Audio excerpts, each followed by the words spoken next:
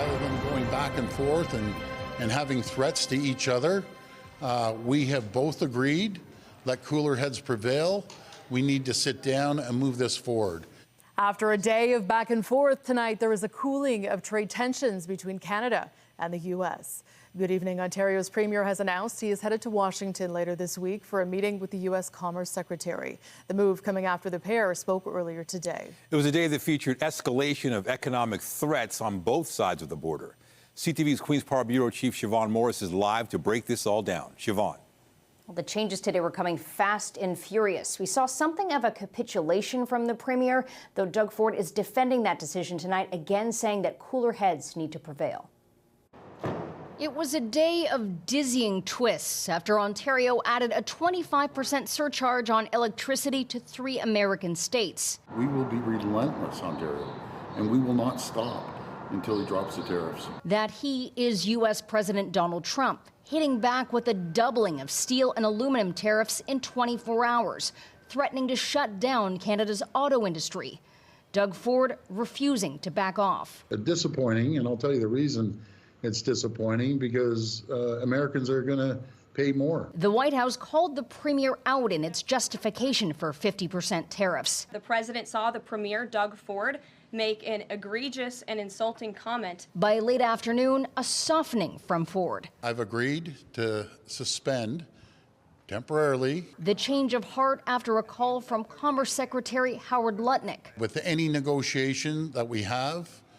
There's a point that both parties are heated and the temperature needs to come down. Ford and Federal Finance Minister Dominic LeBlanc will travel to Washington Thursday to meet with Lutnick and other trade officials, something Ford considers an olive branch. When someone invites you to their home, said, let's sit down at the table, I'm not going to refuse that. The goal is early discussions about renegotiating the free trade deal between Canada, Mexico, and the U.S.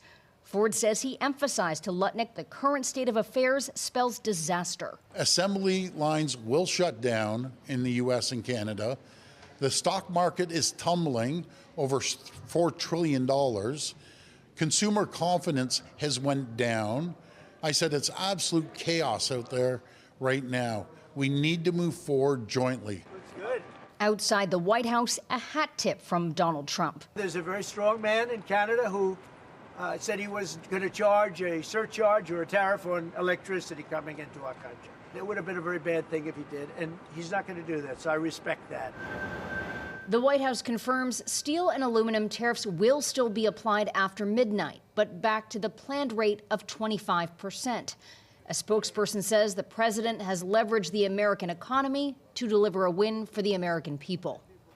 So there's lots for Doug Ford and Mark Carney to talk about. The Premier and Prime Minister-designate will meet for breakfast in Toronto tomorrow morning. In the afternoon, Ford will chair a meeting of all of Canada's premiers before heading to Washington on Thursday. Reporting live from Queen's Park, I'm Siobhan Morris. Nathan, back to you. Thank you, Siobhan. For local businesses that deal with steel, planning for the future is difficult when policies seem to change by the hour. Municipal officials encouraging GTA residents to buy local in an effort to help struggling industries. CTV's Beth McDonnell is live in Mississauga tonight, where she spoke with the owner of a metal trading business. Beth. Natalie, there is just so much uncertainty. Is it a 25% tariff? Is it a 50% tariff? It's been another roller coaster of a day for businesses exporting steel and aluminum. Well, it was shocking. Like it's insane how this trade war is happening. It's something that can just close down the businesses overnight, and that's not good for anybody. Mississauga small business owner Deep Singh exports 50% of his steel to the U.S. His products, a mix of end-of-life metal and sheet metal used in everything from cars to transformers for electricity to buildings. He says a 50% tariff would be devastating, not to mention the challenge of dealing with the chaos of ever-changing policies. I feel like the damage is happening live. Like people are listening to news. The businesses are making decisions whether to give employment to people, whether to put money into new leases. Like it's actively happening as we speak. But it's a very fluid situation, which is not in a good sense at all. In Scarborough, Mayor Olivia Chow toured Armstrong Fluid Technology as part of her push to encourage Torontonians to buy local in these uncertain times. The Canadian company manufactures pumps and specializes in heating, cooling, fire safety, and residential water supply. This plant makes all the pumps sold in the U.S. The impact of tariffs on us at the current level, is costing us tens of thousands of dollars a day in tariffs to ship our products to the United States. We haven't stopped shipping, nor will we. We're, NAFTA and the USMCA or CUSMA was all negotiated so that companies like ours could be integrated. All these goods in a van trailer to U.S. across the border. In the short term, Singh says governments must step up to support the smaller businesses. He wants agencies to be aggressively streamlined for funding and grants. Long term, he says Canada has so much potential and must diversify its export markets around the world. His message to Trump: We would love to do business with you, but end of the day, you got to understand there's lives at stake, there's businesses at stake, and there's jobs at stake, which puts food on the table. Like, that's all it comes down to. Singh is worried. He heard from 3 people today who were laid off. At the same time, he is optimistic about the way Canada is fighting these tariffs and this trade war. Reporting live, I'm Beth McDonnell. Nathan, back to you. Thank you, Beth. Also tonight, reaction from the other side of the Niagara River. Our Sean Leithong revisits a New York county that voted for Donald Trump to see how Americans are feeling about the tariffs and the trade war.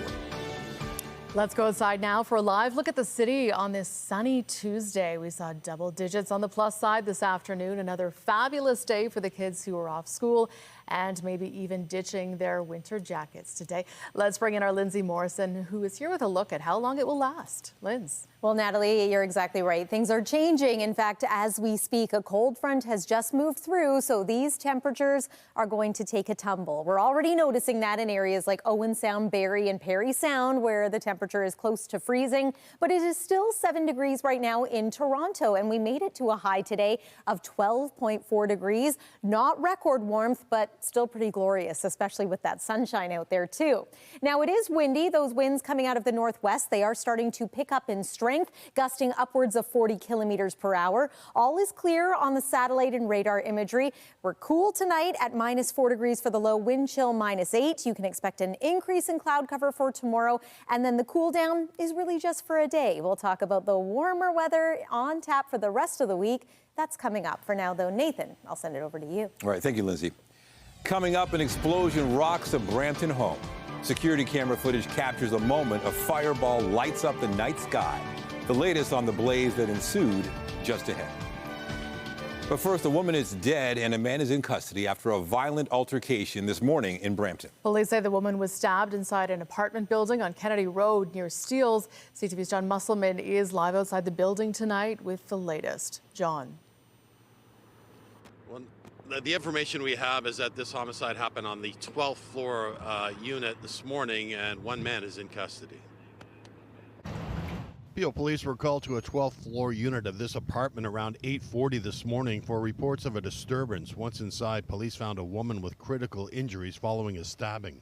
She was transported by paramedics to a trauma center in life-threatening condition. She was and has since been pronounced deceased in hospital. Police say the victim was in her 40s. A man in his 30s has been taken into custody in connection with the case. Officers say a child inside the unit called 911. It is my understanding that there was a child that was in the residence at the time, and the child was the one who contacted police. Police say the victim and the man in custody are known to each other. The building is located near Kennedy Road South and Steeles Avenue in Brampton. Police set up a command post in the parking lot and canvassed residents for any information. It's crazy. I mean, I didn't expect it. To hear somebody actually died, it's crazy. The name of the victim has not been released. No one else in the apartment unit was injured. And Peel police still have a command center here at the apartment. They're canvassing any neighbors for any information as this investigation continues. Reporting live in Brampton, I'm John Musselman. I'll send it back to you. Okay, thank you, John. Also in Brampton, a house has been destroyed by fire. The intense blaze broke out early this morning. Video shared by a neighbor shows massive flames engulfing the home on Wainwright Drive near McLaughlin and Mayfield Road around 3:30 this morning. Peel paramedics say no injuries have been reported. And security camera footage from a neighboring home shows the moment there was an explosion at the house that caught fire. Neighbors say that it appeared no one had been living in the home. There was a big blast, it was shaken. That's it. Then my son came, he said, no, there is a fire there. That's it. So you were sleeping when this blast happened? No, around 3:15, yes. There was a big blast. We were shaken, the bed almost shook. Yeah. Did you come outside to have a look? No, my son came, he said, there's a fire. Then he called 911. There is no word yet on what caused the explosion. The office of the fire marshal has been called in to investigate. And there's a tragic update in a fire that ripped through downtown Bowmanville last week. Officials say a body has been recovered. The blaze broke out Thursday around midnight on King Street and involved several buildings with businesses on the ground floor and apartments above. Crews found flames and smoke coming out of the roof. The Ontario Fire Marshal says it has recovered the body of a person inside a building where the fire occurred. Investigators are working to determine their identity. In Etobicoke, crews responded to a fire at a scrapyard last night. Police and fire crews were called to the scene shortly after 7:40 p.m. in the area of Rescheduled Boulevard and Highway 27. No one was injured in the blaze. The cause of the fire is not yet known. A major backup on the King streetcar line downtown is now cleared. Service resumed between York and the Distillery Loop late this morning. The TTC says loose overhead wires were the problem. The 503 cars, as well as the 504A and 504B cars, were affected. 2 people from Mississauga are facing charges after the OPP seized thousands of illegal cannabis plants from a property in the Niagara region. More than 4,000 plants and 33 pounds of dried cannabis were seized from the property in Wainfleet, southwest of Niagara Falls. This after police were tipped off by Health Canada inspectors. The total value is more than $2 million. 58-year-old and a 35-year-old from Mississauga have been charged under the Cannabis Act. The relationship between Canada and the U.S. is perhaps nowhere stronger than in communities on either side of the border. CTV's Sean Leithong spent the day in New York State talking to Americans about their feelings on the trade dispute between our two countries. When we came to Western New York last November, a Trump sign proudly hung from Larry Benvenuti's home. Today, the sign doesn't hang, but the support remains. Well, America's turning a lot better, yeah. Benvenuti still has the Trump sign. He's not a fan of tensions with Canada, and when asked about becoming part of the United States... The truth? Because you're all so liberal and we don't need any more. Niagara County voted for Trump, while New York State went Democrat overall. At Orange Cat Coffee in nearby Lewiston, we met Julia Reed last November, who said that the day after the election... Everybody's either or. It's really, there's no in between. Instead of the coffee shop, today she's working at her family chiropractic business, and she says that despite the political divide, there is a common feeling from some customers. I would say resignation. I think a lot of folks say, well, this is what it is. So while they are upset and sad, there has to be some form of acceptance. There's no other choice at this time. In this small village, there's a sense that neighbors want to work together. Businesses have been operating for nearly a century, sometimes more. Like Di Camillo Bakery, known for bread and donuts, it's a staple that tries to stay out of politics. I feel here it's, more people seem like there's like a sense of normalcy a little bit. But customer and Air Force veteran Ed Giacato says he's heartbroken by the trade war. Our neighbors across the river, they're good neighbors, and I just don't like it, and I hope Canada comes back and does what they have to do. It's just all the heartbreak that's going on right now, and then the fear of people for jobs and what the economy's going to do. Across the street, Coppins Service Center has been in business since the 1930s, and owner Jay Coppins is fourth generation. He says with the trade war and the possibility of prices rising for parts and electricity, the feeling is uncertain. No one really knows. Everybody realizes that things are changing, and there's going to be some short-term hiccups and some short-term maybe financial hurt, but supposedly in the long run, it's going to all come around. We'll see.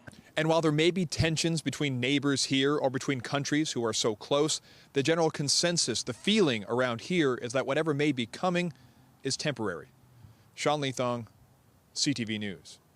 Canada's next prime minister is vowing to keep tariffs on American goods until the U.S. commits to free and fair trade. It's unclear when Mark Carney will become prime minister, but he continues to prepare for the transition of power. CTV's senior political correspondent Mike Couture reports. The Prime Minister-designate is spending part of his second day as Liberal leader meeting with the heads of Canada's national security agencies. It is part of the process as he prepares to take over this government. Carney will also be in Toronto tomorrow to meet with Ontario Premier Doug Ford. The Premier has been one of the leaders in the fight against U.S. tariffs, so it only makes sense for that to be high on his list of priorities. All the while, Carney is getting busy on making his cabinet. It's widely expected he'll keep ministers who are managing Canada-U.S. relations in those roles, but the rest really remains up in the air. There are also talks around bringing former premiers Christy Clark and Jean Charest into the fold in some capacity. Now, all of this while there is also election speculation here in Ottawa. It's being fueled by new polling numbers from Nanos Research. They show the Liberals are now just 1 point behind the Conservatives, with nearly 35% of respondents saying they'd vote for the Liberals. The NDP has fallen off and sit just under 15% right now. Now, it's remarkable considering a month ago the Conservatives had a nearly 20-point lead on the Liberals. Now, it's important to note that these numbers are based on polling that ended 2 days before Carney took the Liberal leadership in a landslide. So any kind of bump that Carney will be getting from that victory isn't in these numbers.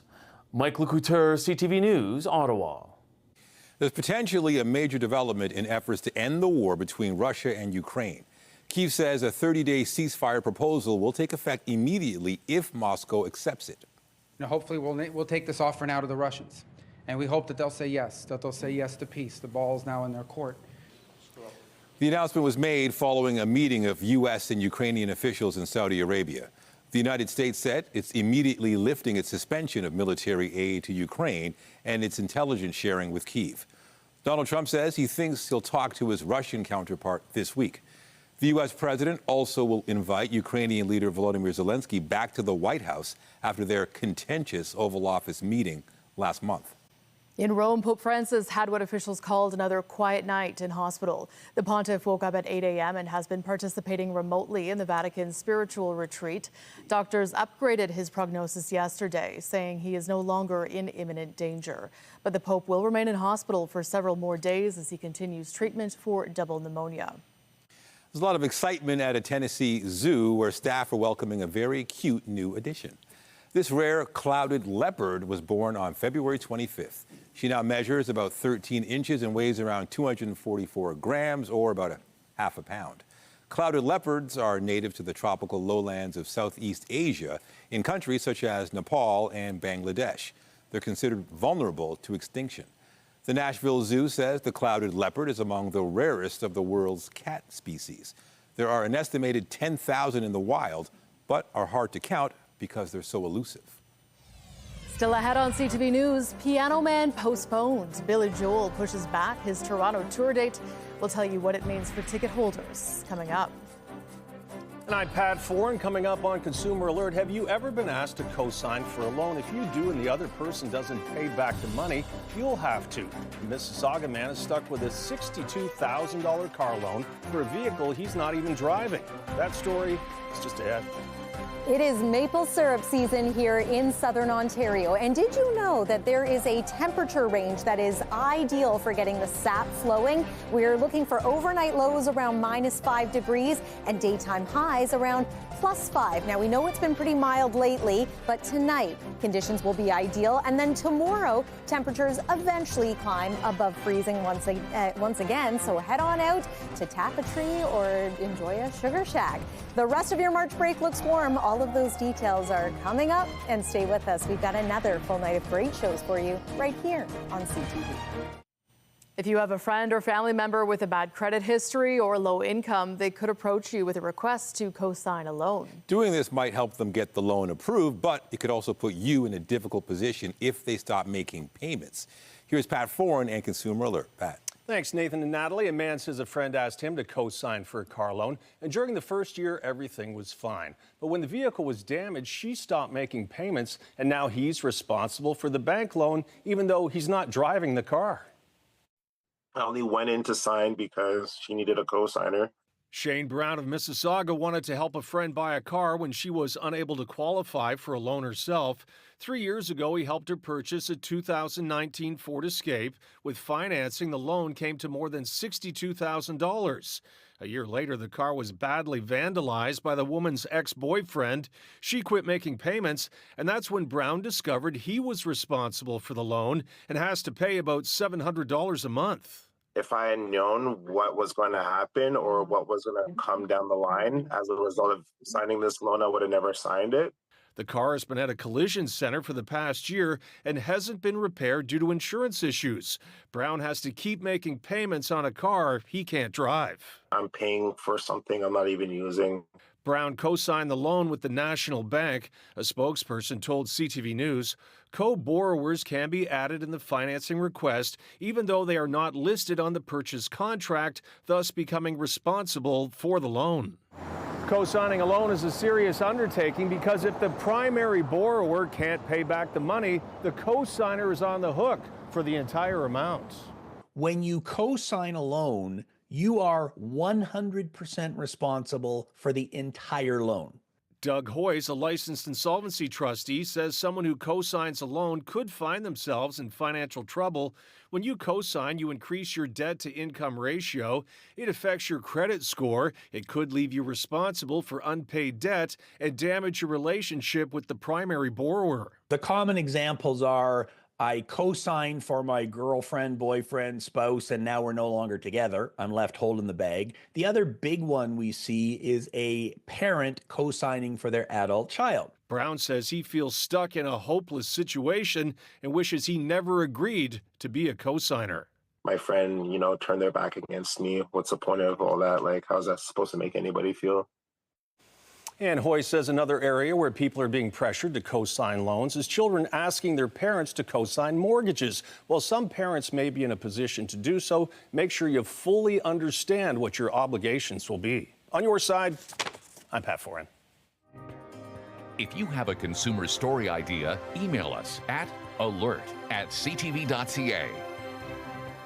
Well, we've had a nice run of sun, great conditions, especially for March break, but temperatures are going to plunge, just like that. Just for a day, right, Linz? I know you were out at the Courtright Sugar Bush today. It was beautiful and sunny. Tomorrow might be a little on the colder side, though. A little colder, a little cloudier, and with winds coming out of the east. I want to pick up on what you mentioned, though, Nathan, a run of sun.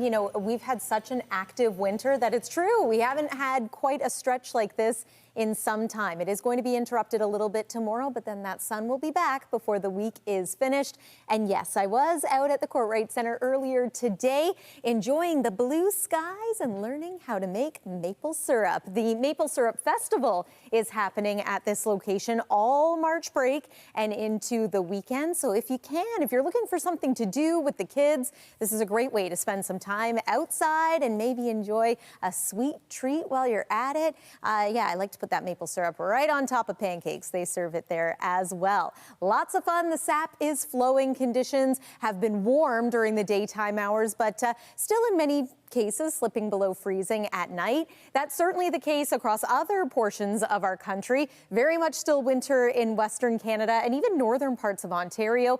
Timmins, for example, minus 12 degrees, Moosonee minus 14. Some of these locations are going to experience overnight lows tonight in the minus 20s. Not the case for us. We're at 5 degrees right now in Toronto, but we did climb just above 12 degrees.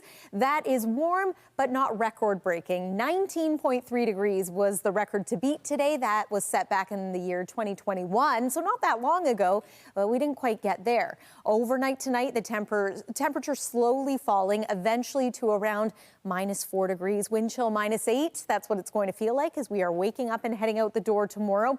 Eventually, we climb to a high of about 1 degree, but it's going to take us some time to get there. We might spend the majority of the daytime hours below freezing or maybe at the freezing mark. Have no fear, warmer weather does return by the end of this week, and it is going to be a mild weekend, but it comes at a bit of a cost, and so we'll talk about that next. Do want to mention that tomorrow's winds are going to be coming out of the east, so a bit of a raw feel. You'll want to bundle up if you are spending time outside. Not much in the way of cloud cover right now. That cold front recently made its way through. We are saying goodbye to that, but again, experiencing the colder air behind it. There comes some cloud cover for tomorrow. We are expecting that it is going to be a dry day. Here's the forecast radar. We'll pause it there around noon just to show you that increase in cloud cover. Then into Thursday, brighter skies, mix of sun and cloud, and then even further clearing is expected overnight and into the day on Friday. Friday is going to be mild. In fact, it's looking like a beautiful day, much like today. 13 degrees for the high with a mix of sun and cloud. Now, I mentioned the bit of a trade-off for the weekend. It is still going to be quite comfortable temperature-wise, but it will also be unsettled. We're looking at some rain, maybe heavy at times, especially Saturday night and into Sunday. By Monday, we return to more seasonal values, maybe around 4 degrees for the high. That's also St. Paddy's Day. Calm weather conditions, and then back to a mix of sun and cloud and a high of 8 by next Tuesday. That's your look at the weather for now. Natalie, over to you. Thanks, Lindsay. Also tonight, looking back on a day that changed the world, marking 5 years since COVID-19 was declared a global pandemic. That's coming up. It was on this day 5 years ago, the World Health Organization declared COVID-19 a global pandemic. CTV's health reporter Pauline Chan looks back on how the virus brought the city to a standstill. From China in late December 2019 to the World Health Organization in March 2020, the coronavirus that came to be known as COVID-19 quickly grabbed world attention. It's a crisis that will touch every sector. And so it did, from school children's learning to workplace practices and more. We were dealing with a brand new virus that no one had ever seen before and witnessing its incredible impact on so many places around the world. And in the end, 4,000 people did die in the city of Toronto alone. That's the really bad and tragic news for a lot of families. Many other people were affected by it in many different ways. But the other reality is that Toronto, as a result of the measures that were taken in concert with the other governments, established one of the best records in the world of minimizing death and maximizing vaccination, which turned out in the end to be the key. Dr. Isaac Bogosh names the ICU crisis in spring of 2021 as a key challenge. Helicopters flying from one hospital to the other side of the province to another hospital where there was, an ICU bed that might have been available. So you really saw this intense degree of cooperation across the province to really deal with a pathogen that was crushing our healthcare system, and we made it through there. But the impact was devastating on families, businesses, and even those trained to deal with health crises, medical staff. We didn't know how much it was going to affect clinical workers, our kids, whether we could bring it home, our elderly parents, and so a lot of fear. Now, as we reflect back, Vivian Stomatopoulos hopes lessons learned, especially in Ontario's long-term care, are not forgotten. We had over 5,000 seniors die in these facilities from quite frankly, preventable mistakes where they didn't have to contract these illnesses. This government knew, for example, and this was unearthed in the Long-Term Care Commission, that workers were going to work sick because they did not have paid sick leave. She's especially concerned about ongoing problems with for-profit long-term care centers. Things have improved in certain regards, but at the end of the day, whether we choose to take the lessons learned, whether we actually learn from our experiences, is really up to us. And health professionals say what we learn will make a big difference in how we handle the next pandemic. Pauline Chan, CTV News. If you find you are feeling a little overwhelmed these days, you are not alone. New polling shows Canadians are feeling anxious about a number of things. CTV's Denise Robarts has more. Whether it's tariffs, bringing wealth back to America, market free falls, the threat of annexation. This should be our 51st state. There's no tariffs, no nothing. Or Your war. country is in big trouble. I know. You're not winning. I know. It's a lot, and Canadians are feeling it. Like most people, anxious, and like most people, checking the shelves for products made in USA and bypassing them. I know, it's a crazy time. Who knows what's going to happen, right? This man is a bit mental, and nobody knows what he's going to do, so it's scary. I would say I'm angry rather than anxious. Yeah. And why are you angry rather than anxious? Because this man is destroying not just his own country, but he's having a huge impact on the entire world. Opinions that track with the majority of the country at the moment, according to Léger's Sébastien Dallaire. They've been polling Canadians weekly and say the levels of anxiety are high. On the one side, there's anguish about what could be happening, what could be coming next, so people are worried. But this is combined with a sense of anger. But it's not all about Trump. He says Canadians were still getting over the effects of the pandemic and inflation before this latest barrage. It contributes to what was already a fairly tense political environment, but also a sense of weariness and anguish. This so-called Trump anxiety is also making its way to therapists' office, according to psychologist Linda Pagani. I have noticed it in my private practice. I've also noticed it in my social connections. A lot of people are calling me. She says people are feeling apprehension and rage and are looking for ways to cope. So, I mean, these are all normal reactions. And if anything, I'm reassured that people care so much, and it's a thing that we have to say to each other, that we're really in this together, and that, you know, we're going to work together. She says in chaotic times like these, it's important to protect your mental health. That means limiting your social media and news consumption. It means getting outdoors and getting a good night's sleep. And there's another thing she prescribes to her patients. Is to go out and help somebody else. Just try to engage in helpful behavior with other people, because it really, pro-social behavior, caregiving, reduces anxiety. Something small we can all do in these uncertain times. Denise Roberts, CTV News. Disappointing news for fans of Billy Joel, who had tickets to see him perform this Saturday here in Toronto. They say that these are not the best of times, but they're the only times I've ever known. Those fans will now have to wait another year to see the Piano Man. Joel announced today he is rescheduling 8 upcoming concerts, including one that had been set for this weekend at the Rogers Centre. In a social media post, the singer says his tour will be postponed for 4 months to allow him to recover from surgery and undergo physical therapy. The tour is expected to resume on July 5th. Joel will now play here in Toronto on March 14th of 2026. After the break, stocks tumble and the sell-off trend continues as Trump's tariff roller coaster ride takes another turn. Business News is next.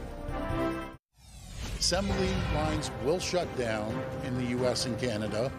The stock market is tumbling over $4 trillion. Consumer confidence has went down. I said it's absolute chaos out there right now. We need to move forward jointly.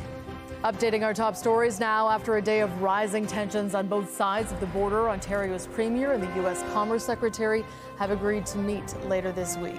An angry U.S. president announced earlier today he would double tariffs on steel and aluminum. It is now expected that threat will be pulled back after Premier Doug Ford announced he would pause an energy surcharge on Ontario electricity being used by U.S. states. Well, it was shocking. Like it's insane how this trade war is happening. It's something that can just close down the businesses overnight, and that's not good for anybody. Local businesses that deal in steel and aluminum are left wondering what comes next after another day of proposed policies that seem to change by the hour.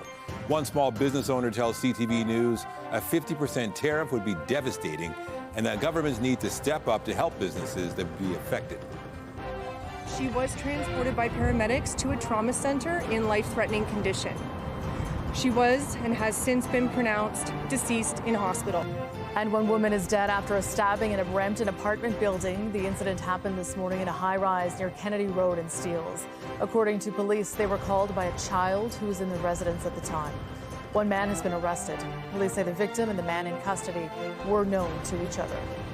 Remember to keep up to date day and night at ctvnewstoronto.ca and by downloading the CTV News app. And if you have a news tip, photos, or video of breaking news, let us know. The war of words between the U.S. and Canada is having an effect on the market And the U.S. president says he's buying a Tesla to help support Elon Musk's struggling stock. BNN Bloomberg's Marilla Fernandez has more. The White House confirming late today that it will move ahead with a 25% tariff and not the 50% tariff threatened by Donald Trump. Trump made that threat in direct response to Ontario's decision to mark up electricity exports to the U.S. The province provides power to 3 states, New York, Michigan, and Minnesota. But late today, Ontario backtracked and eliminated the surcharge. Still, the 25% markup on Canadian steel and aluminum will go ahead at midnight. Loblaw says it will start to sticker shelves of products affected by tariffs. If the price of an item goes up, the grocer wants you to know it's because of the tariffs. You will likely start seeing T stickers up first in the fruit and vegetable aisles on anything directly sourced from the U.S. Tesla stock beginning to rebound, but it has a long way to go. The company has been on a steep downslide since December and has now lost about half of its value. Some of the drawdown could be a result of Elon Musk's antics in Washington. The billionaire tech leader is in charge of the Department of Government Efficiency and has been slashing the American federal workforce for months. Trump says he's buying a Tesla to support Musk. Let's see how all of this played out on the markets today. Not a lot of movement for the Canadian dollar. It ended the day at 69.40. West Texas Intermediate is up to 66.25 today. According to our latest fix on Western Canadian Select, it is down to 54.06. The TSX dropped another 132 points today after sinking 1.5% on Monday. Those are your business headlines. In the BNN Bloomberg newsroom, I'm Marilla Fernandez. The chaos and uncertainty over tariffs is also continuing to wreak havoc on U.S. markets. In New York, the Dow Jones slid about 478 points by the end of the day. The S&P 500 dropped 42 points, while the Nasdaq was also down by around 32 points. The markets had started to recover from yesterday's slide in early trading, but then the U.S. threat to double aluminum and steel tariffs tomorrow sent them downward again. The Business Report is brought to you by Canadian Western Bank, the bank built for business. If you've changed plans to drive across the border recently, you probably aren't alone. As the trade war escalates, statistics show the number of Canadians driving to the United States is declining. Here is CTV's Jack Richardson. Judy Shea and her husband used to visit the United States at least once a year. We would go down there to Florida, we'd go down to North Carolina or South Carolina. But times have changed. I think he's completely off the rails. It's so different down there now. And it appears she isn't the only Canadian with those feelings. According to Statistics Canada, in February 2024, more than 1.5 million Canadian residents drove back into the country. But February 2025 shows a steep decline as fewer than 1.2 million re-entered, representing a 23% year-over-year dip. I think it's great. I think that more people should be doing that. We're Canadians. We stand up for Canada. There's nothing surprising there. No, I'm not surprised at all. So, yes, and we were actually getting ready to renew our passports. We had all the paperwork ready, and then my husband said, well, what's the point? This trend has started to concern some agencies like Thousand Islands Tourism that markets destinations on either side of the border in Eastern Ontario and Northern New York State. Typically, we put American attractions next to Canadian attractions when we're planning an itinerary for somebody to come into town. That message isn't very well received right now. They're hoping it's resolved sooner rather than later. Right now, what we're finding out is that a lot of our folks, particularly on the Canadian side, are just not interested in that American side product. But Trump's threats have ignited something in Canadians like Doug Winfrey. We need to look after ourselves. We've always should have been supporting local. Yeah. It should come first. This is our country. This is Canada. And it's part of what we are. Jack Richardson, CTV News, Brockville. A lawsuit against social media platforms launched by more than a dozen school boards in Ontario can go ahead. 14 school boards, including the TDSB, are suing Meta, Snapchat, and TikTok for disrupting student learning and the education system. The social media giant puts forward a motion to get the lawsuit dismissed, but a judge has decided to allow it to proceed. The school boards are seeking $4.5 billion in damages. None of the allegations has been proven in court. Hundreds of school districts in the U.S. have filed similar suits. Work is almost complete on the redevelopment of the North St. Lawrence Market. The grand opening of the new building on the corner of Front and Jarvis is set for May 10th. The St. Lawrence Saturday Farmers Market will begin operating inside even sooner on April 5th. The 5-story, 228,000 square foot building has been in the works since 2019. In sports, the Blue Jays were looking for a 4th straight win as they squared off against the Twins in Dunedin this afternoon. The 1-2. And off the handle, this could be trouble, and that's a fair ball. Josh Rivera drove in the winning run, capping off a comeback in the Jays' 3-2 victory over Minnesota. Toronto has now won 8 of 9 home games so far in spring training action. The Jays host Baltimore on Thursday. So it's on the stick of Mitch Marner. 10 of 33. One here for a win. Scores! And the Maple Leafs avoided a 4th straight loss, beating Utah 4-3 in a shootout last night. The win pulls Toronto to within 2 points of the Atlantic-leading Panthers. The Leafs host the Panthers on Thursday. RJ, no! Oh! Shed! You can't deny him! Meanwhile, the Raptors improved to 22-43 on the season after last night's win over Washington. Toronto had 4 players with at least 10 rebounds in the same game for the first time ever. The Raps welcome the Philadelphia 76ers to Scotiabank Arena tomorrow. Team Canada will be led at the next Winter Olympics by freestyle skiing champion Jennifer Heel. The 3-time Olympian is our new chef de mission for the Milano Cortina 2026 Games. The athlete from Spruce Grove, Alberta, captured Canada's first Olympic gold in any women's freestyle skiing event in 2006. She also medaled at the 2010 Vancouver Games, winning silver. Still ahead on CTV News, finding fossils and brushing up on bones. Some dynamite fun is underway at the ROM. Our Jessica Smith has an inside look at March break activities you can really dig.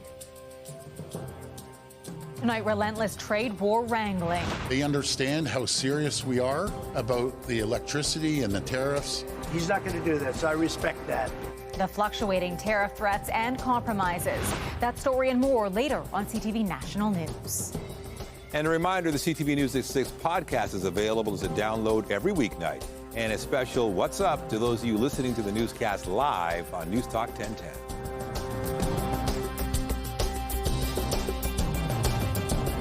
Get Toronto's top stories, breaking news alerts, and watch live. Download the CTV News app. Overcharged for 7 years. That is totally not right. Pat Foran follows up on the fight. You care so much for the little guy. To get thousands back. Thank you very much. On CTV News at 6. March break is underway for thousands of families across the GTA, and if you didn't go anywhere, there is no shortage of activities to check out here at home. CTV's Jessica Smith has a look at all that is on offer this week for kids and their parents at the Royal Ontario Museum. School may be out for March break, but the chance to learn a little while having a lot of fun is everywhere at the Royal Ontario Museum. Well, it's March break, and we knew he likes dinosaurs, so we had to come see the dinosaur exhibit, so that's why we're here. The museum has taken a real hands-on and interactive approach to programming this week. So we really ramped up the activities this week. There are all kinds of things that kids can do, using stamps, looking at 3D printing, learning about butterflies, whatever it might be, whatever they're interested in. And whether you're a fan of designing butterfly wings or if assembling dinosaur bones is more your speed, there are endless possibilities to get creative. Building the dinosaurs. I like the Brachiosaurus. We're looking for the fossils so that he could dig, but he loves the hands-on. And a variety of exhibitions that take a walk on the wild side or to the moon and back. We love seeing the museum busy and all the life that all these families bring into the space, because it's not a museum unless we have people in here animating the space, looking, pointing, saying aha. And for some, it's less about the destination and more about the journey that makes March break so memorable. Because me and my dad took the subway train here. From hands-on crafts to award-winning photographs, there's something for everybody here at the Royal Ontario Museum. Their March break programming runs all the way through to Sunday. Jessica Smith, CTV News, Toronto.